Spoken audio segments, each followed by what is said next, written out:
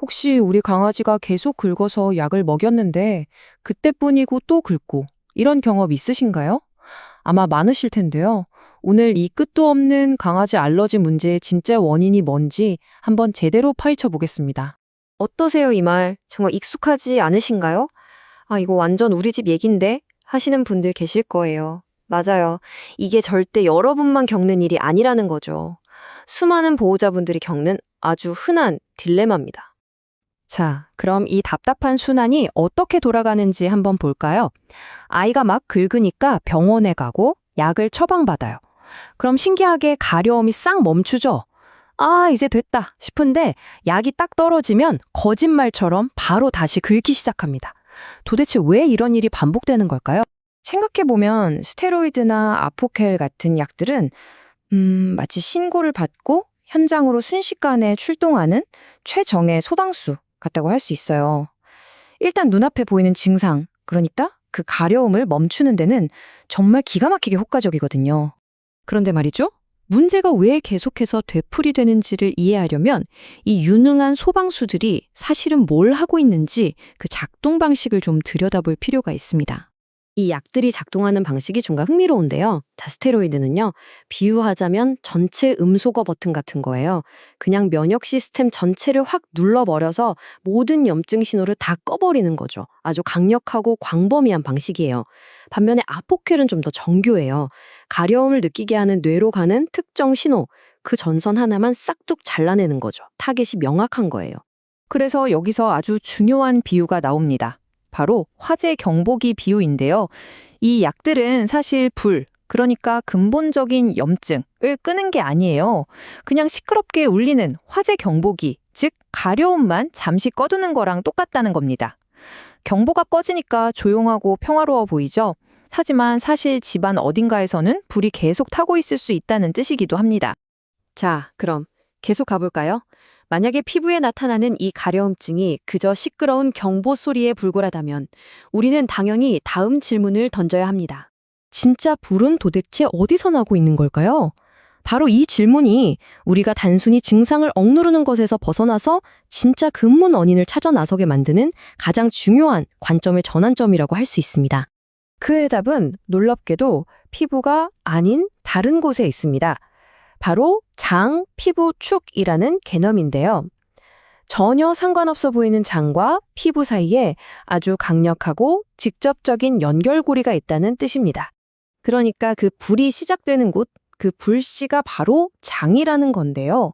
좀 더 구체적으로 말하면 장누수증후군, 영어로는 리키것이라고 부르는 상태 때문입니다. 말 그대로 장에 미세한 구멍이 생겨서 내용물이 새어나가는 상태를 말하는 거죠. 이게 어떻게 피부 알러지로 이어지는지 그 과정을 한번 볼게요. 자, 첫 번째로 장벽이 무너져요. 그럼 두 번째, 원래는 걸러졌어야 할 수화 덜 된 음식 찌꺼기나 독소들이 혈관으로 막 새어 들어가는 거죠.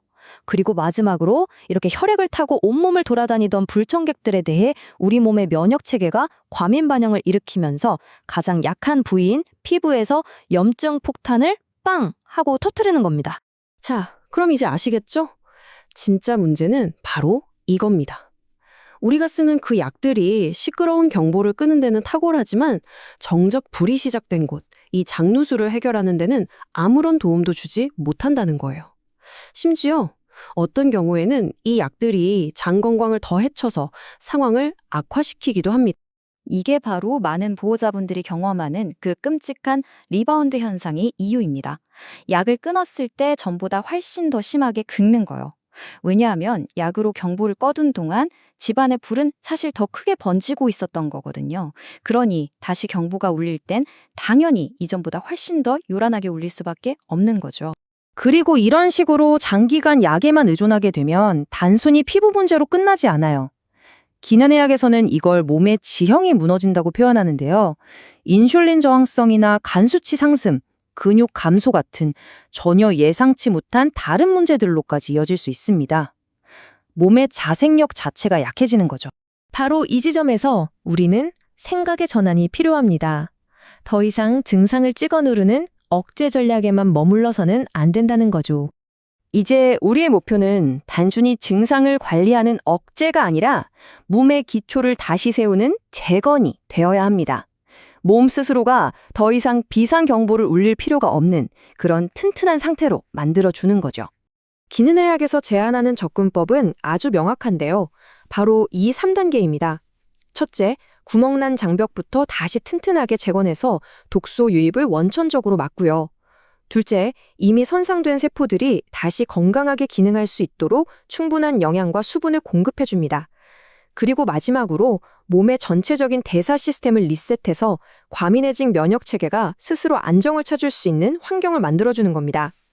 밖이 아니라 안에서부터 문제를 해결하는 거죠.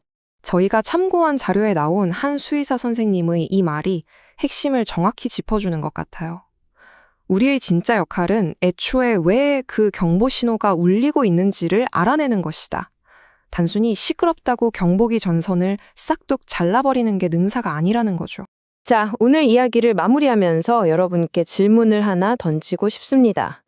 우리는 언제까지 시끄러운 경보 소리를 끄는 데만 급급할 건가요?